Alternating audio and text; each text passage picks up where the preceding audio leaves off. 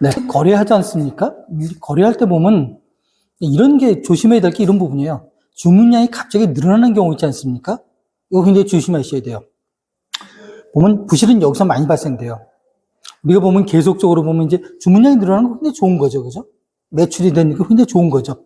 근데 보면은 그렇지 않은 경우도 있을 수 있다는 거죠. 저는 보면 이 채권 관리는 보면 우리가 보면 긍정적인 시각보다는 어떻습니까? 어느 정도, 그죠? 어느 정도 보면 보수적인 그런 측면이 사실 강하거든요. 그래서 봤을 때 주문량이 갑자기 늘어난다? 이럴 때는 한번 조심해 보셔야 되는 거죠. 물론 보면은 여러분과의 그죠? 계속 꾸준히 일어났던 그 거래선들, 그 거래선들을 통해서 우리가 보면 그 주문이 늘어난다? 좋을 수가 있겠죠. 근데 보면 신규 거래선들 있지 않습니까? 그러니까 오래되지 않은 거래선에서 갑자기 보면 주문이 많이 늘어난다. 이런 건 한번 조심해 보셔야 돼요. 우리가 뭐 부도를 낼 때 있잖아요. 좀 좋지 않은 사람은 이렇게 많이 하죠. 처음에는 보면 어때요? 인간관계를 쌓죠. 바로 그죠? 여러분을 만나서, 영업하신 여러분을 만나서 인간관계를 쌓고, 그 다음에 계속 이제 거래하면서 이제 전화상으로도 주문도 많이 하죠. 그죠? 주고, 그 다음에 뭘 물어봐야 되는 거죠? 수금이 됐냐 물어보는 거죠. 수금이 됐냐? 그래서 수금이 된 걸 확인하고 물건 보내고, 이러다 보면 어느 정도 일정 시점이 가지 않습니까? 그러다 보면 이제 서로 잘 아는 경우죠.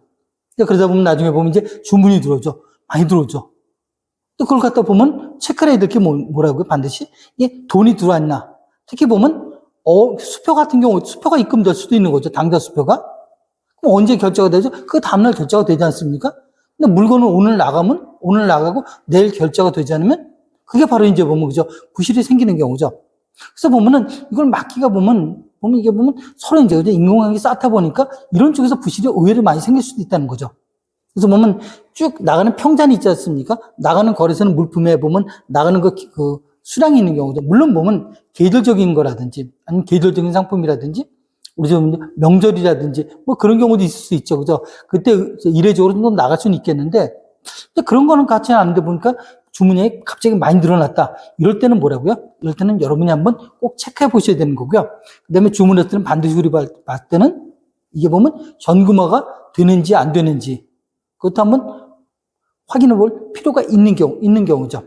그래서 이런 걸 보면서 우리가 보면 거래를 하게 되면 부실이 어느 정도, 그죠?